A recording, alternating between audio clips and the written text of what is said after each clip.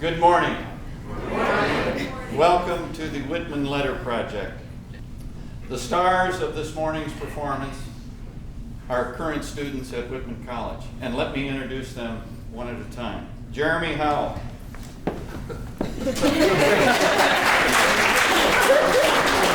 Nikki Core. Samuel Hallgren. Russell Spearberg. Evelyn Levine. Caroline Rensel. And Tori Davidson. The other obvious stars of this morning are those of you who submitted letters, and for that we're very grateful. If you're anonymous, please stand and be recognized. Enjoy, listen to those voices in each of the letters, and remember when. Thank you.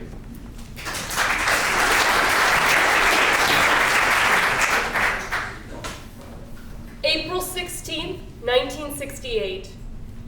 Dear Mom and Dad, military recruiters arriving on the campus yesterday morning were met by 30 students sitting in the roadway. We were asked to disperse and allow the car to pass. We did not. Then we were told that the college would take disciplinary action, and we were asked to leave again. At this point, half the group, including myself, stood up and went to the side. Those remaining had their names taken and were suspended from school. The police arrived, and the students were again asked to disperse. 13 stood up, and 2 remained, and were subsequently arrested for disturbing the peace and unlawful assembly. A peaceful and lawful demonstration was then carried out in front of the recruiters' table in the sub for the rest of Monday and today when the recruiters returned. I participated in this demonstration. To me, it would have been wrong not to participate in a protest that I supported.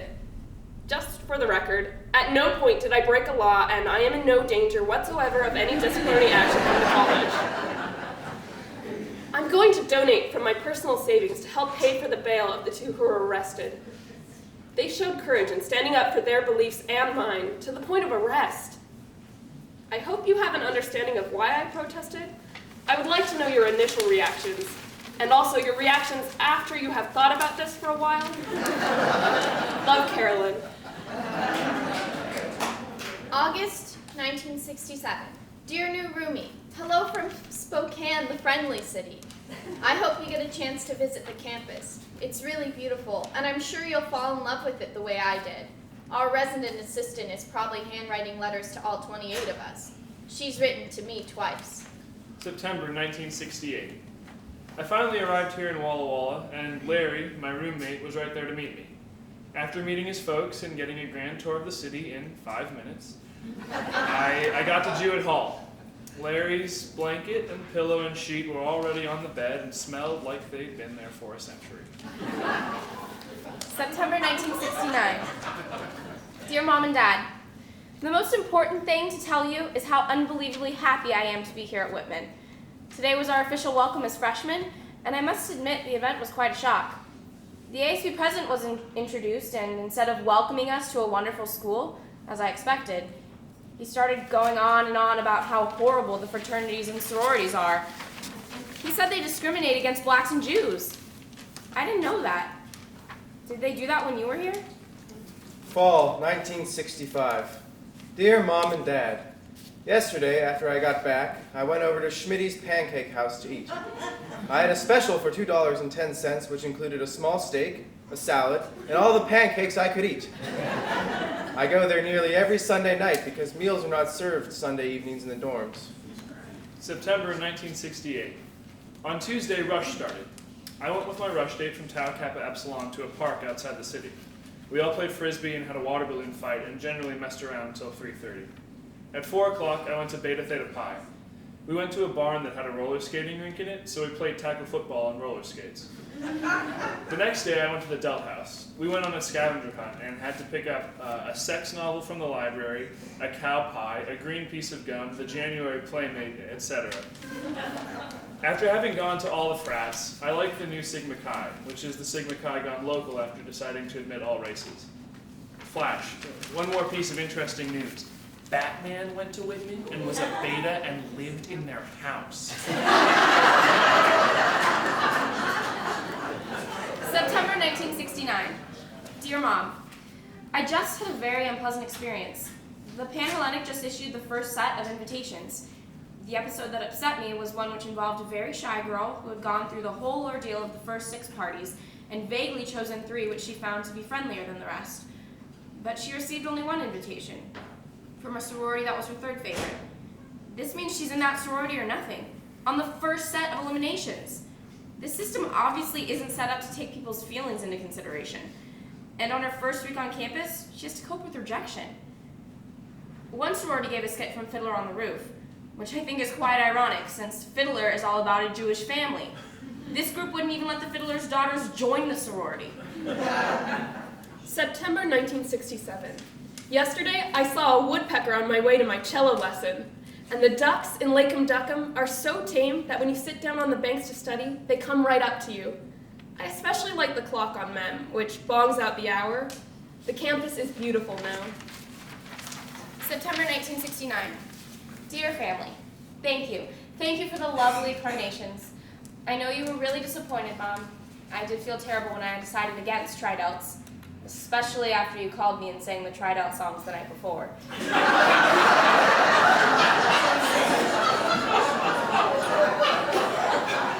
I just decided that even though I'm at your college, I need to use this experience to figure out who Mary Margaret is.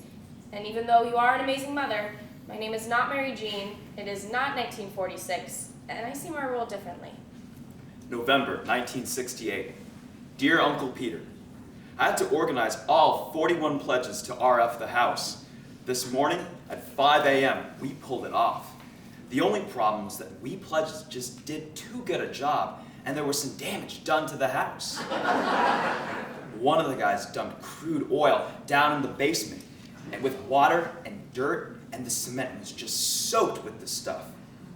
Some of the oil got tracked all over the rug upstairs. Also, there was 3 inches of water upstairs in the head, and it seeped all the way down to the basement, where it wiped out a few boxes of Jell-O and sugar. We're all concerned about the damages done to the house, because we don't want to pay for it. And we don't want the actives to pay for it. Most of the actives feel it was a good RF. We just went to the extremes.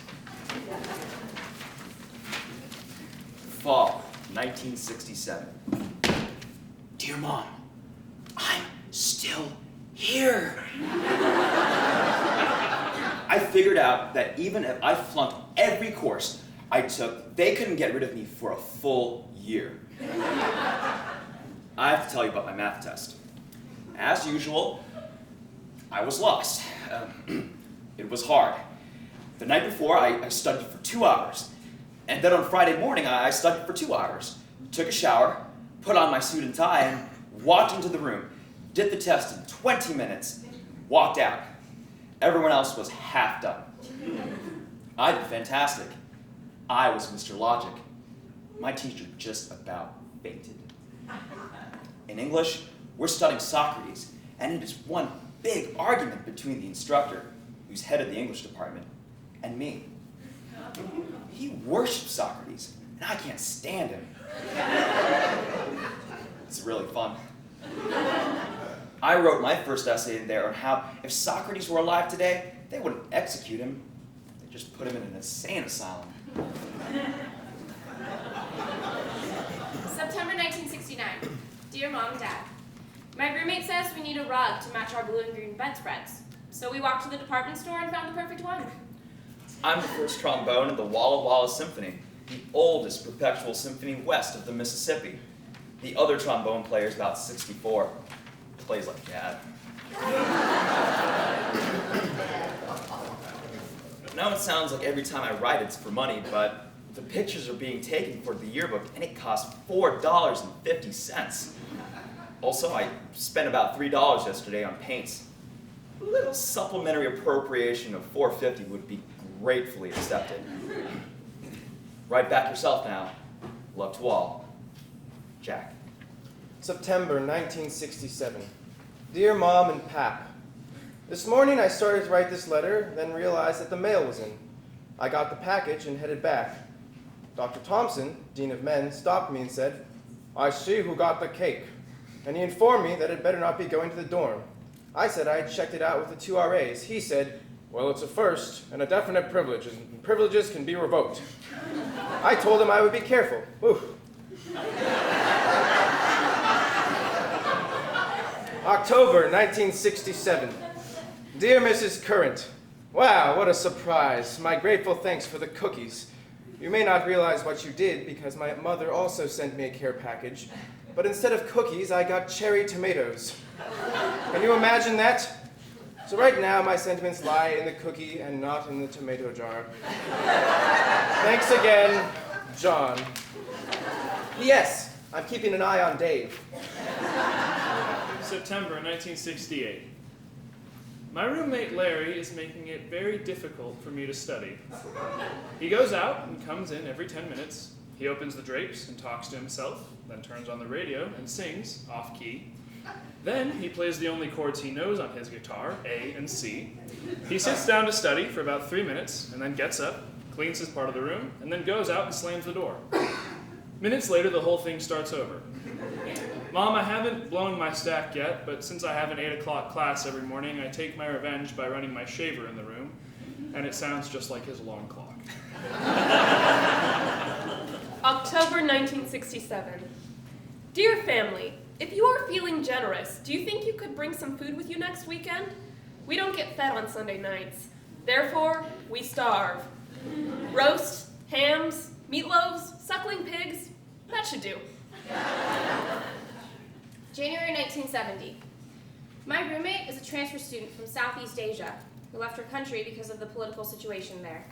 She's Chinese, and I'm really enjoying getting to know her. I've never had a roommate who talks Chinese in her sleep before. Coming from different worlds, we seem to be in agreement on many things. September 1969. Dear Mom, I have come up with what I think is an ingenious way to make more money. Someone called the music department asking for a recommendation for a singer at a funeral at the Baptist church. The secretary suggested me, so I sang a hymn and an old song, and they paid me $50.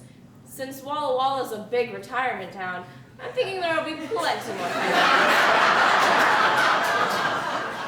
So I'm going to leave a resume at every church and funeral home in town. September 1968.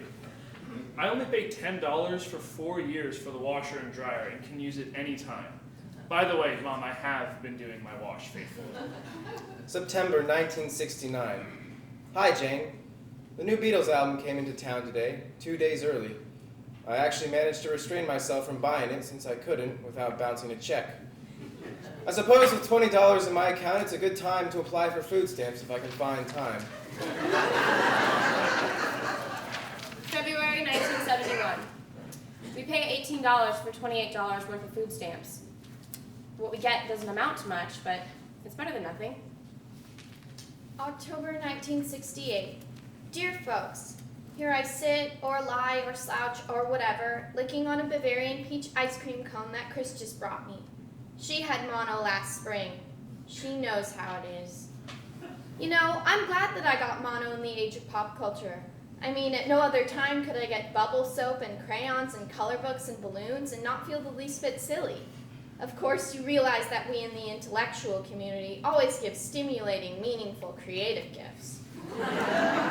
I've been listening to the radio a lot this afternoon, and what a lot of trash. Walla Walla is full of big-mouthed men who probably wear cheap, loud sports jackets and have receding hairlines who try to be disc jockeys. Blah. But right now they're playing Donovan, so I'll excuse them. December 1967. Mike, our drummer, is in the infirm. Was up 96 hours straight last week with no speed. Got 8 hours sleep this weekend. Took some speed, Dexedrine, Monday night, and collapsed. In the infirm till Friday. A huge bummer.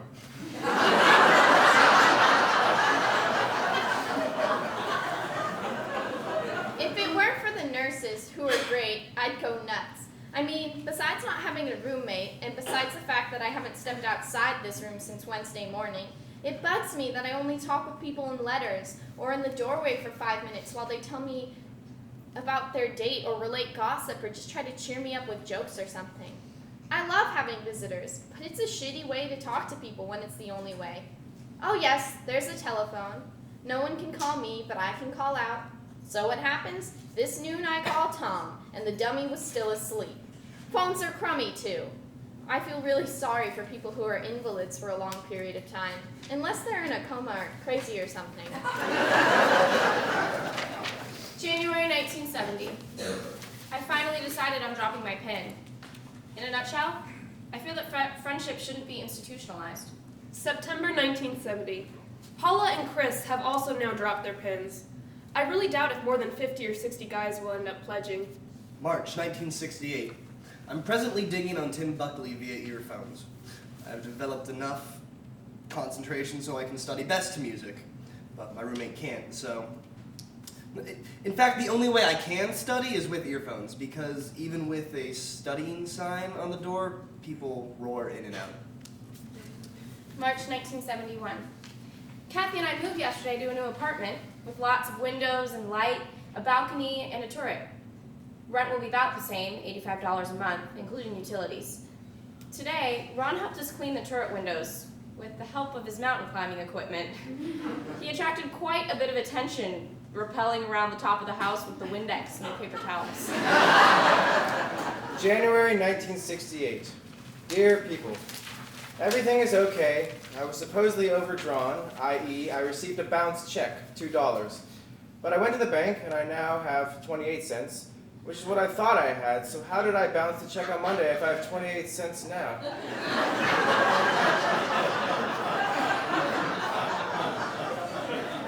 November 1969. Dear Mom, I will be bringing home a veritable wardrobe of 2 small clothes, mostly slacks and skirts. I'm sure they will fit Martha. Unfortunately, all my newfound pounds are in my hips and legs and nowhere else. October 1969. The meeting today made me late for court, but I got the fine down to $4 from $17.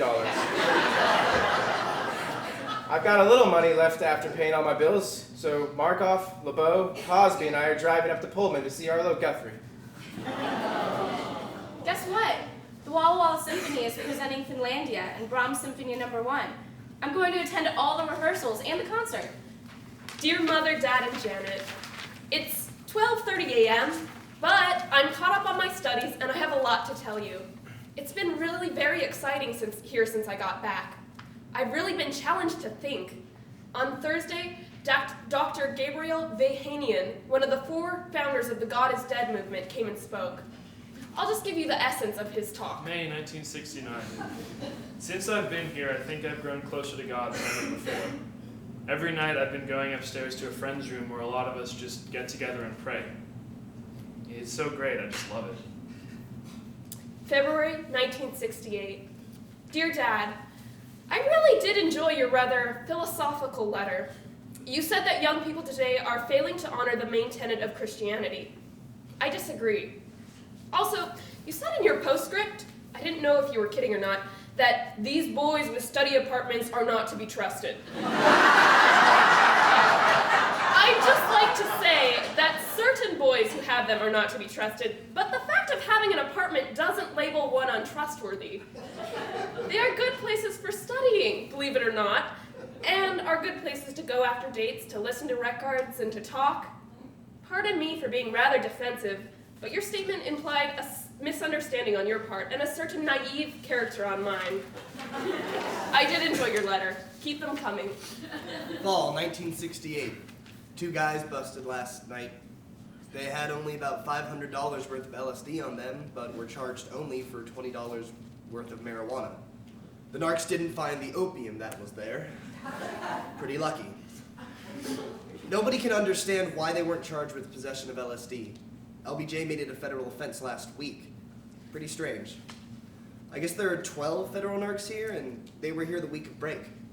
People are pretty uptight, and justly so. October 1969.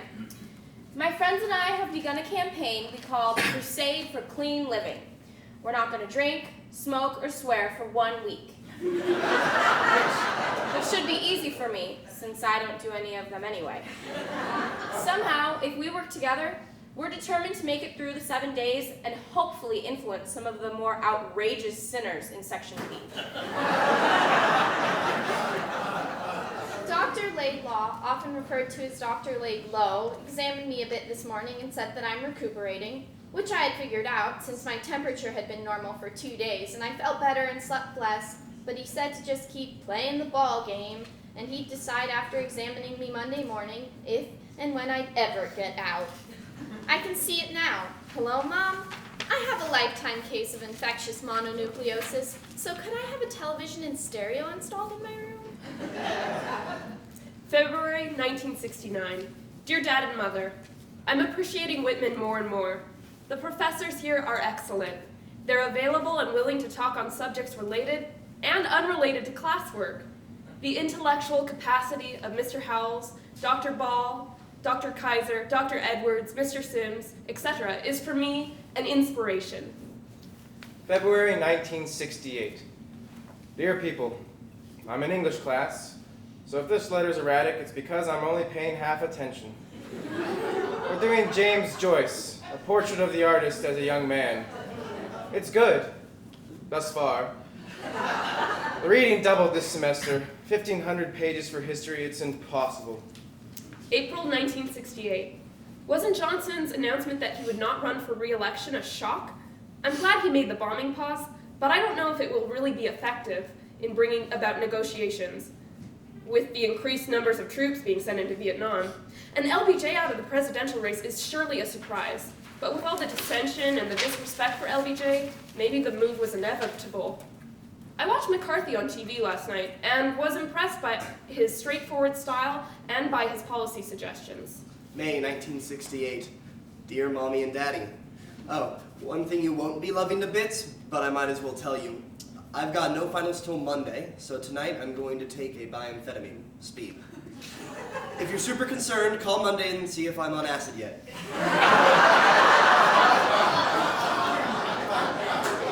But I wouldn't worry. I've got 100 plus pages of history to read tonight, and I've got to get a C on the final to pass. So I decided it's time for a change of approach. That's all. Love, David. October 1969. Your own aspiring Lois Lane has decided not to join the Pioneer staff. Their copy reads like hallucinogenic-free association, which I'm pretty sure it actually is. The college newspaper is so radical, it's sickening. When I study drug use for Soc, I should just hang around the newspaper office and observe. Please, all of you, write soon. It's horrible walking all the way to the sub and finding an empty mailbox. June 1968. RFK was shot tonight. For 3 hours, we've been watching the good old TV as they try to present everything as it happens. He's now, as I go to bed at 2:45, in very critical condition, brain surgery and stuff. How terribly frightful. One accepts this as part of the public political life. September 1968. Lowell's gonna have a sneak kegger soon. Don't worry, Dad. I know what the rules are. I'll only have one enough to break in my new mug.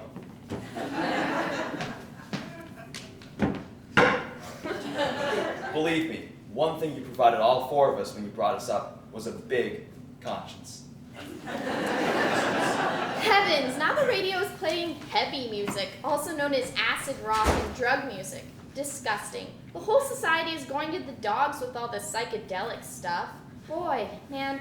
Actually, though, my perceptive sociologist eye tells me that the dope scene on Whitman campus is settling down. Whitman has its share of potheads, speed freaks, and LSD users, and you know who they are and you see them around, because after all, this is Whitman College. But don't get me wrong. This is still a college campus in 1968, with an abominable war going on and 2 idiots and a KKK running for president. I've got it figured out. Take it from a 20-year-old.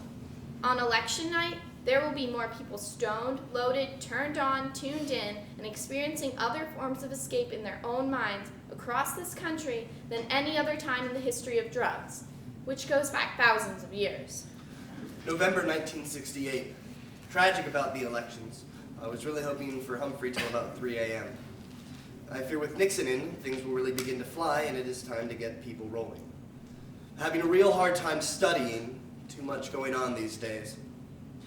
The November 14th moratorium is rapidly approaching, and we're planning some neat stuff on campus with Dr. Ball doing some prayers and a draft card burning, etc.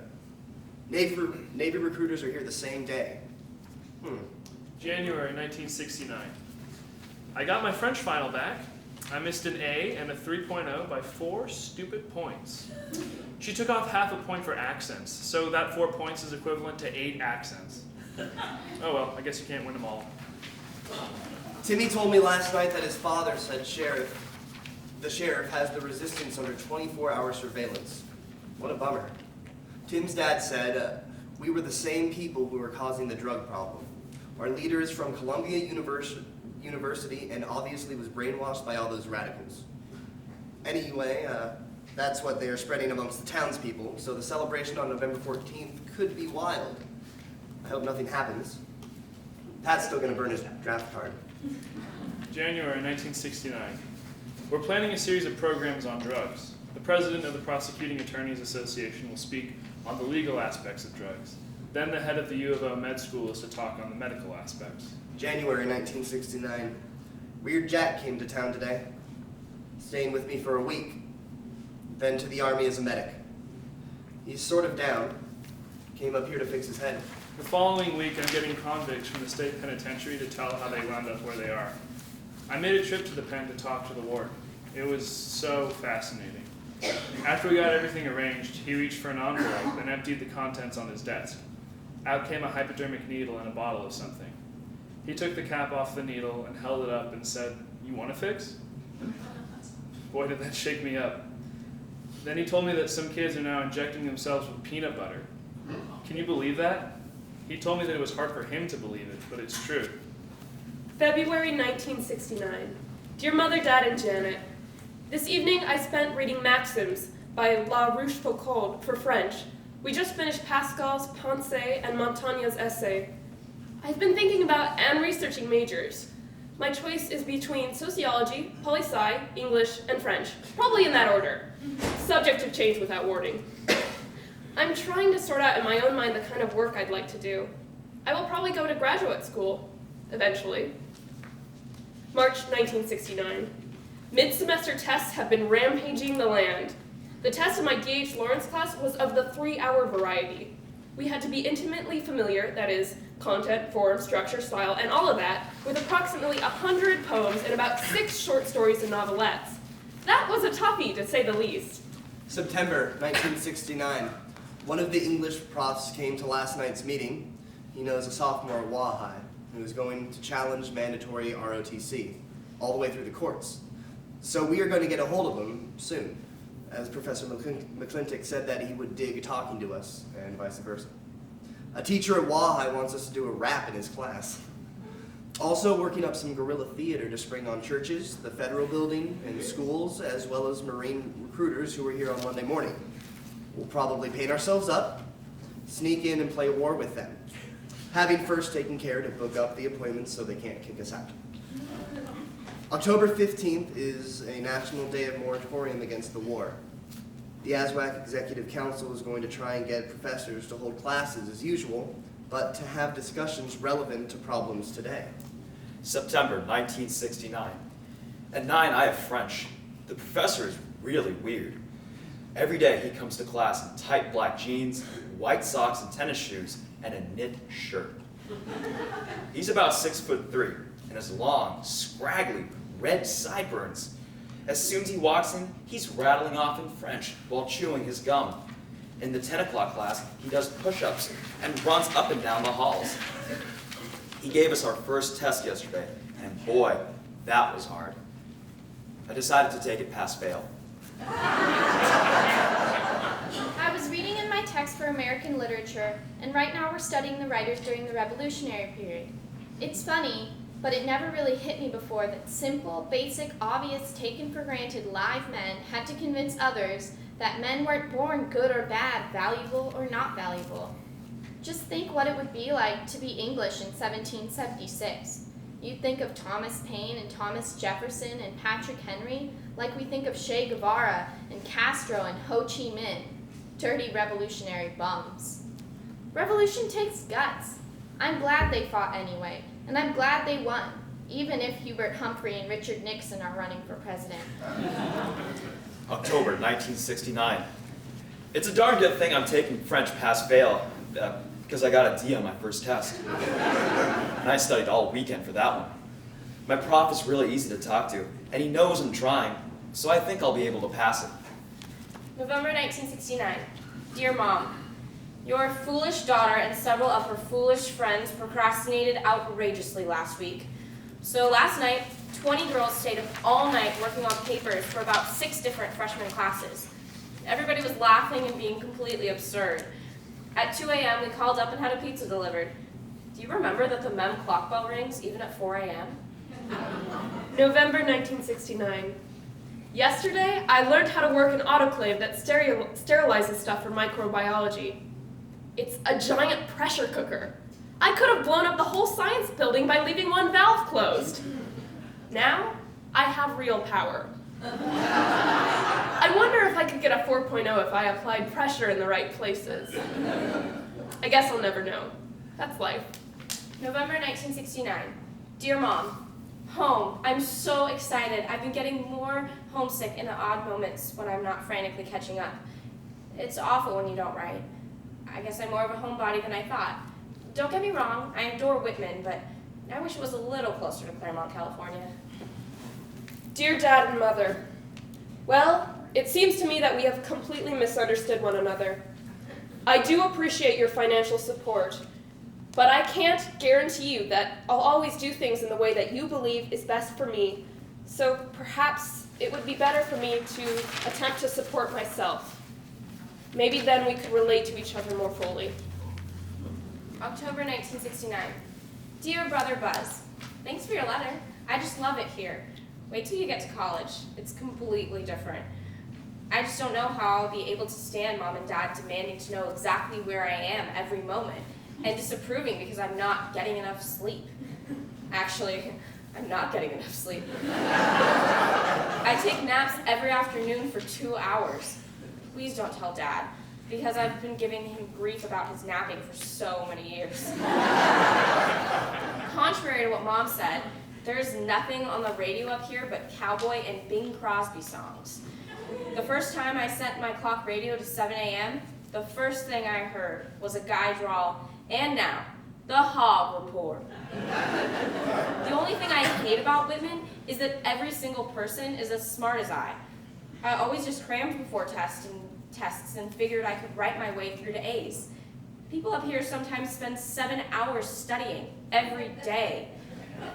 December 1969. All sorts of things have been happening lately.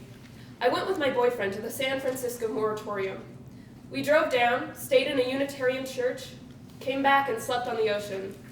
A really different experience.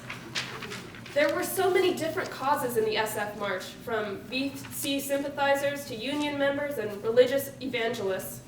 At the rally, we heard Ralph Abernathy, Wayne Morse, the organizer of the People's Park, a man connected with the Chicago 8, Phil Oakes, Buffy St. Marie, and a lot of others.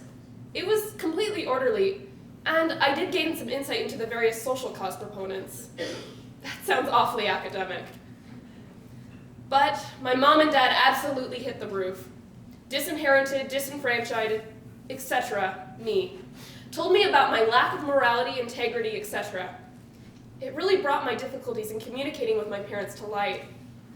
I want to be able to be myself and love them at the same time, but they feel that, as what I do reflects upon them, and my standards seem to differ from theirs, I'm hurting them and myself. Well, we'll keep trying to communicate, but I am going to be supporting myself next semester. April 1970. I feel better now than I have in such a long time. Satisfied with a good semester behind me, happy that I could be with my mom and dad for Christmas, with a look at the outside world and a possible career. I really thank God for all this and for you two and all you've done for me. I love you both. Christmas letter from Dr. Ball, 1969. Dear friends, since the human race appears to pay no attention to Christmas messages, One wonders if it is only the stubborn or the ignorant who continue to write them. The animosities of the Middle East, the cruelty of Vietnam, and the tragedy of Nigeria, and the suffocations of poverty do not yield to the Christmas spirit, to words of love. Yet if peace is beyond our present power, it is not beyond our aspiration, and who knows when an aspiration may confer power. So we offer once more the simplest of Christmas messages: peace on earth, goodwill to men. We would love to show more of you Whitman College, the Walla Walla Valley, and some rivers, wheat fields, and mountains. There is still space and peace here. Merry Christmas and love to all. January 1970. I thoroughly enjoy Edwards' class, and Edwards. Sometimes you'd think he'd witnessed history himself. He seems so able to feel and see it all. Oh, I was talking with Edwards and King the other day about my upcoming trip to the Amazon and about history and sociology. King challenged me to go out into the Brazilian jungle and shout, "Sociology," and see what would happen. All the birds would caw and squawk. But then I asked what would happen if I shouted out history, and Edwards promptly told me that I'd have birds on my shoulders and at my feet. To show you how nice the Whitman nurses are, Miss Sutherland, the night nurse, is giving me a milkshake since it's Saturday night. She's the one who gives me a back rub every night. At this point, I'd like to say that I've never written a letter like this in my whole life. Just thought I'd throw that in, for the record. I've been thinking about where I could have gotten mono. Yes, Daddy, there are other ways to get it besides kissing a boy, of all things. Whatever it was that caused this little setback in my intellectual life, love life, and other such things, it wasn't running myself to a frazzle with wild living. Believe me, nice girls do get mono. February 1970. Wednesday night, because of tests, there were only 5 or 6 of us at Dr. Ball's house for cell group. And we did something quite different from the norm. After casually discussing current rock groups, Chris and Chris answering questions from Dr. Ball about the effects of drugs on music appreciation, we moved to Lyman Hall, where Chris demonstrated a Zork for us. A Zork is a creation from the Weird Jack era, a plastic bag knotted about a wire clothes hanger hung in the stairwell 3 flights above a bucket of water. When the plastic bag is lighted with a candle, it zips down streaks of blue, which most of the time land in the bucket. It's an intriguing effect. I heard that after I left, they had Dr. Ball sitting on an inflated plastic pillow between 2 stereo speakers listening to Led Zeppelin. I think he rather enjoyed the evening, though it probably didn't much stimulate his optimism about the progress of man. April 1970. I'm waiting right now in the science building to use the calculator.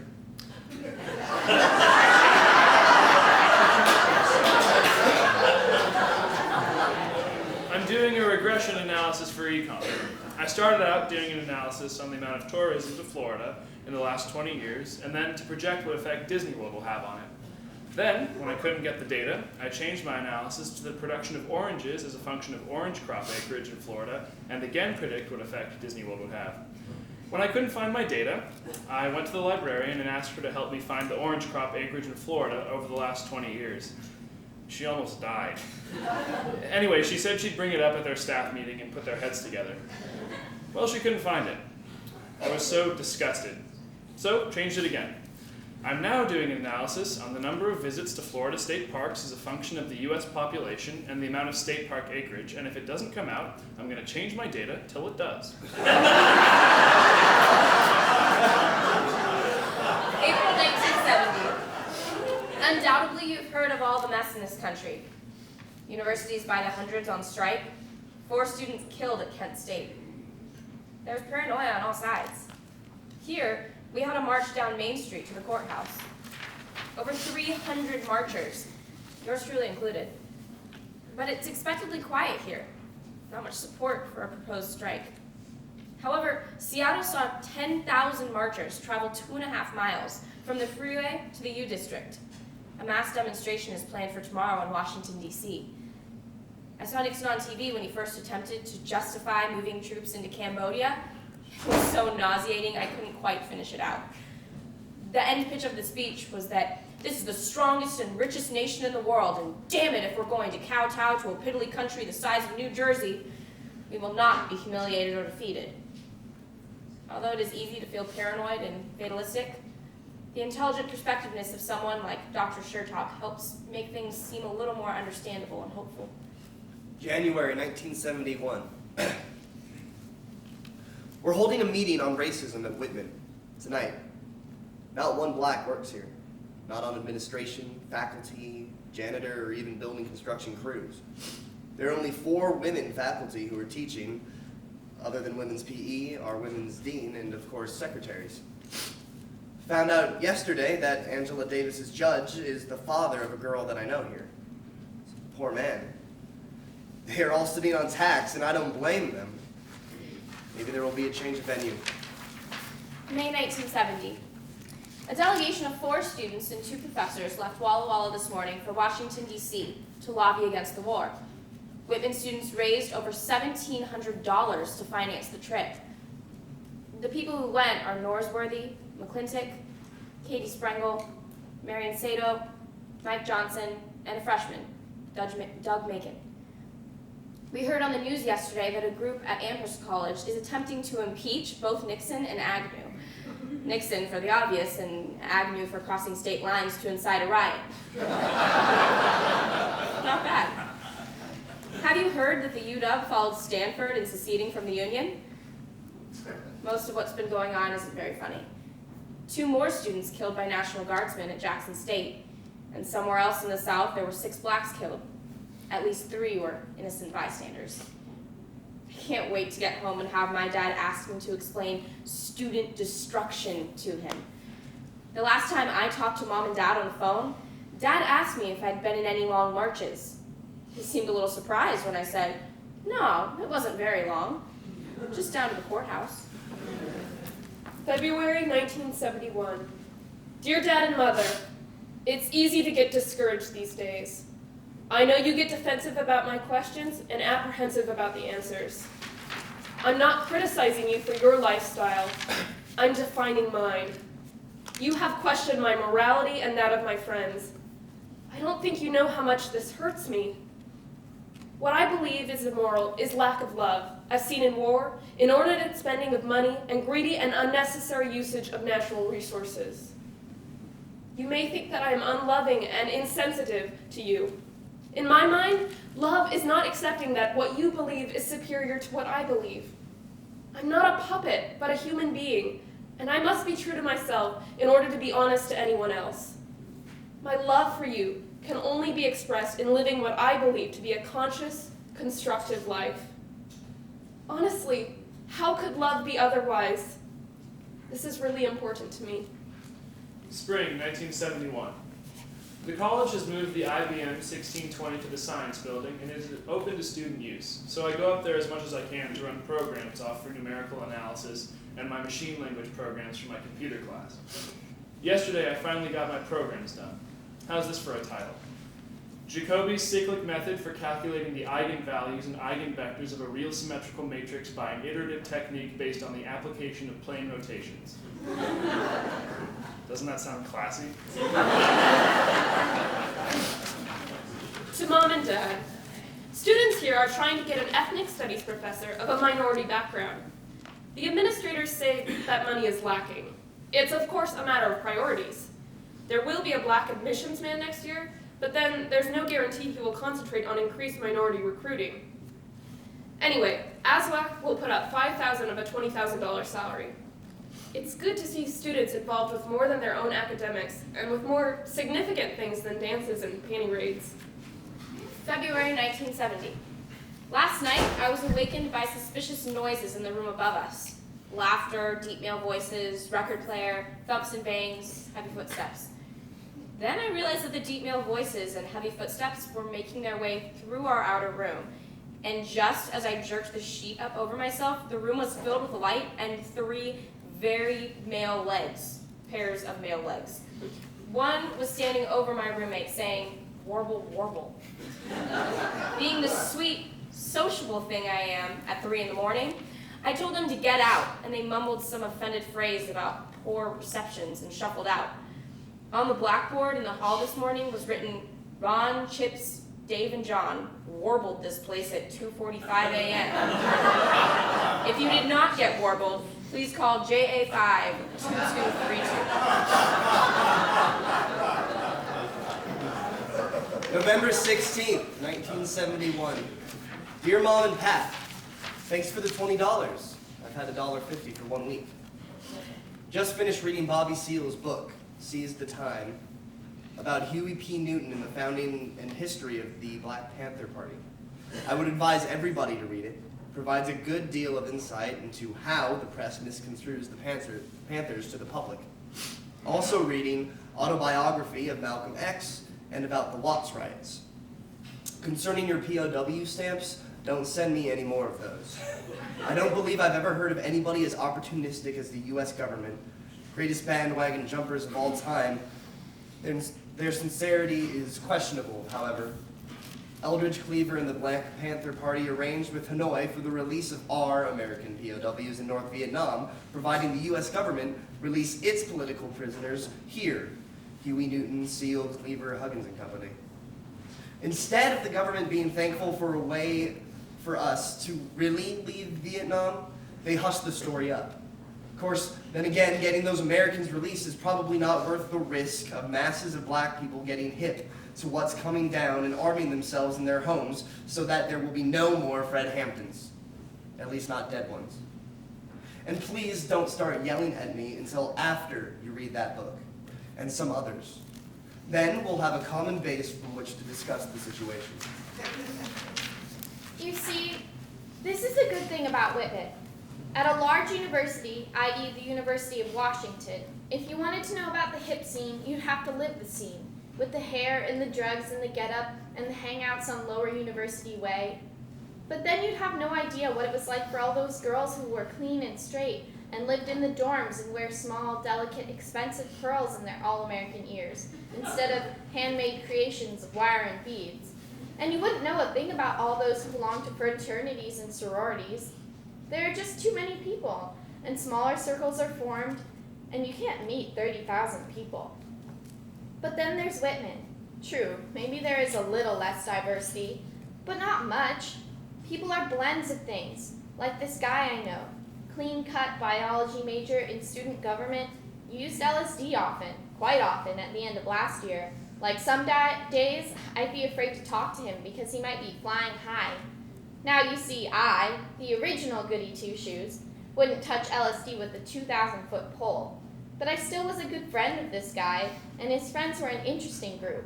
Some really hip with the hair and the beads, and some really straight who studied all the time, and some really athletic, and some drunks. I bet if I were in a sorority at the UW, I wouldn't know as much about people whose lives were pretty different from mine. Isn't Whitman wonderful? October 1967. Catch this. Crazy Whitman won. Yes, won a football game 40-7. The campus is in a state of shock. Few very old upperclassmen can remember a game they won years ago. December 1967. Oh, tonight the administration passed the new proposal. No hours on upper-class women. Starting second semester. Also trying to pass open dorm. Girls in men's dorms at certain regular hours. No idea whether it'll pass or not. Doc Balab is, of course, very against it, due to obvious immoral possibilities. P.S. Lee's dog, Fred, was discovered by the Jewett house mother. But we're going to stall. April 1968. Hi, Mommy and Daddy and all. This is your irresponsible son speaking. It's Wednesday evening, and I'm somewhere near San Francisco. How about that? Cook invited me to come along, so Jeffy and Billy and I left at 11:30, drove all night, and arrived here in San Francisco at noon. We visited Berkeley, Haight Street, and the ocean. Jeffy and Billy have crucial classes at 8 a.m. Friday, and I've got a test on Hobbes and Locke at 11, so we're going back tomorrow night. Tonight, we're going to Stanford and perhaps the Fillmore Auditorium, and tomorrow to Big Sur before we head back. This is so neat. I can't believe it. I'm not sure Jeffy's parents know about this, so I wouldn't mention it at Mother's Day.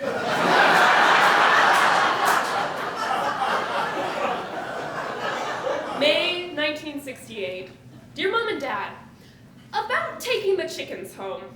I've done a little more thinking on the subject, and the thought of 6 or 7 hours in the car with squawking, screaming chickens doesn't turn me on. So let's forget about carting any animals to Seattle. As far as I'm concerned, they're staying here. April 1968. I'm in English class. Jeffy's parents did not dig on the magical mystery tour. His dad will fly over at 5:30 tonight and pick up the red bus. Too bad. Big Sur was super fantastic. Jeff drove 20 hours straight, and we made it by 4:30 a.m. to 3 miles from Walla Walla, where we ran out of gas. Got in by 7 o'clock. Have another graded history test on Wednesday. Rats. February 1971. I have a new snail named Camper. May 1968. We lived on a logging road near Dixie, and I've always wanted to go up it, so we did tonight. Left at 1 a.m. in the Carmen Gia, Bill and Ron each took a pistol, and I took Bill's rifle. We had to go through a stream 6 times.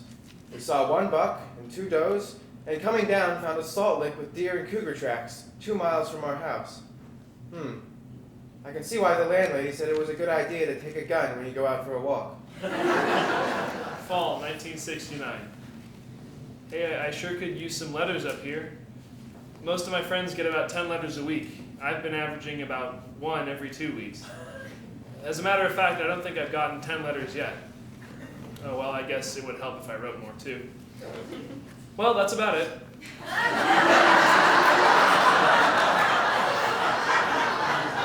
I'm off to study in President Sheehan's office. One of my best friends cleans his office at night and just stays up there to study. The janitor doesn't mind, just so long as we're quiet. January 1970. Dear Uncle Pete, the weather here has been miserable. About a week ago, we had about 6 inches of snow, and then that started to melt, and then had freezing rain. Trees and branches were falling all over the place. It looked just like a battlefield around here. The poor power and light company was going nuts with all the broken power lines. In fact, we were without electricity for about 3 days. It was a good thing we had a gas stove. April 1970. I got lucky Thursday and Friday and got to go up to the mountains with a couple of classes. I brought home a frog. The illegal animals here still abound. The freshman dorm is featuring rabbits and ducks along with the usual contingent of cats, dogs, fish, and turtles. January 1971. Mom, please send directions on how to make dark and light bread. I cannot afford to buy it anymore, and unbleached flour is $1.35 for 5 pounds. So I'm going to try and find some wheat. Also, can I grind corn, barley, etc. in the flour mill? September 1971. I am the proud owner of a goldfish. Felix Mendelssohn is his name. Felix to most. May 1970. Hi. Well, I'm writing to you from the top of the teak house in 80-degree weather with my shorts on and my shirt off. Trying to get a Florida tan in Washington so I won't get laughed off the beach and I can be called one of the gang at the pool when I go to work this summer in Florida. From Cleve during his Watson year abroad. May 15th, 1972. Dear Mom, Dad, Pete, I write to you from Sligo, a small town in the northwest of the Irish Republic made famous by Irish nationalists and the poet Yeats. What a colossal mess. Everyone in the South I've talked to seems to be a little fed up with the IRA, even the Catholics. As you've probably heard on the news, this last weekend was awful. 8 people dead, 70 injured, 3 big bombings. The streets of Belfast are barricaded and young punks are parading with masks and rifles, picking off any passerby, a soldier, or a person who looks like a Catholic as their madness moves them. February 10th, 1970, from Haverford, Pennsylvania. Well, hello. I got through New York all right, although it certainly was a trip. I finally got to Maggie's okay. Thursday, I caught a train to Philly, for $5 plus 60 cents to get to Haverford. And I've been staying in Ryan's room. You remember her, I'm sure. In the girls' dorm at a men's college. Really a trip. You know, taking showers and all, Whitman would love it. Ryan says, oh, no problem. So many people live together in the dorms that we just originated a man or women within sign for the Johns. Everybody takes turns. Pretty simple. Anyway, it's an extremely relaxed atmosphere. None of the uptightness of Whitman. The British Army is now fighting both sides and losing men itself. The feeling is deep. The people are quick to hate and ready to die. And the bloody consequences now have something that's become a habit. Everyone says they're tired of fighting, that they want a solution, but a solution with honor. There's that dirty word that Nixon uses to defend his policy of force. If the trouble continues as bad as it has been, I won't go in, I can assure you. I'm healthy, and the Iron Horse is running well. I've crossed the 2,000-mile mark already on the motorcycle. September 1970. I've been intending to write for so long, ever since I got your letter in Europe at the end of the summer. I think of you being in South America, and it's not really so strange, now that I myself have been in Paris. Funny, but I never was really convinced Europe existed till I was there. From a city in the Amazon, September 1970. Dear Professor Bowker, I just gave Time Magazine a once-over, my only real source of even the most superficial information. Please tell me things aren't that bad. This is an amazing place. I sat in the sand by the Amazon River, listening to songs from Easy Rider, blaring from a thatched roof open restaurant, and flipped ants off the sugar bowls in fancy restaurants. While I still shrink from cockroaches, I'm quite used to getting all my drinking water from my water filter, going to sleep in the breeze of a fan, scratching mosquito bites, and taking cold showers. Speaking Portuguese is a matter of survival. Dear Barbara, the world is worse than Time says it is.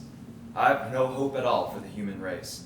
Agnew is a maggot who could become the Hitler of World War III without even trying. I just hope I can finish my PhD in time to escape to Canada if a crackdown comes. There are good people, but they do not have the power to change the course of history. Your experiences sound wild, and you'll have to tell us about them in the spring. LHB. May 18th, 1972. Just to drop you a note and tell you of my whereabouts, I crossed the border this morning and have taken a hotel room in Londonderry. It's pretty grim here. They're fighting on the streets right now, as a matter of fact, 500 yards away. Barricades all over the place and bomb explosions now and then. I've talked, so far, to Catholics, Protestants, the Army, and Mr. Average Man on the street. We'll push on to Belfast at the end of the week. Ernie Pyle. Dear Professor Bowker, I have to tell you that I witnessed a real Macumba ceremony, complete with the sacrifice of a little black kitten and real rolling in the dirt fits, accompanied by candlelight, drums, and dime store pictures of Mary and St. George. I failed miserably at maintaining an objective sociological perspective. May 22nd, 1972. Dear Mom, Dad, and Pete. Well, I'm back in Dublin. Made it out of the north today. Quite an experience the last few days. Witnessed bombings, riots, the worst. One of the most ugly things I've ever seen. Belfast is truly terrifying. Got checked by security forces, my pack being fairly suspicious to them as a bomb parcel. Almost walked into a booby trap set up by RA snipers. Toured riot areas with BBC correspondents and others from all over Ireland, England, and Europe. Got an insight into why people are fighting, from the horse's mouth, so to speak. Talked to everyone willing to talk. So everyone, keep healthy. Send some of the good weather over. February 1970. One of the biology professors gave me the names of the 4 top schools in microbiology and said I could probably get in, which made my day. I feel pretty neat now. Actually, it means I need to keep working really hard. Looking for a summer job, all they want is typists. I will never be a typist. May 1970. I almost felt guilty finishing finals on the first day. I felt so good, and everyone else was so crabby. Seems almost impossible that it's all over again. Another graduation approaches. Jack Reel sent out printed invitations to his 2nd annual garbage can filling party. The heavy part of the cloud covers the sun, so I'm wielding a pen to continue my circulation. This half-weather crap really irritates me. I have few half-weather plans, so consequently end up doing nothing. This is the final week in Walla Walla, and I'm relatively free. The past 2 weeks I've worked up to a 50-page paper for 2 additional art credits. That occupied a great deal of time, but I've still accomplished some of those last-time things I wanted to do. Hot dogged and beered it yesterday with my senior class on a nearby island, which was rather interesting.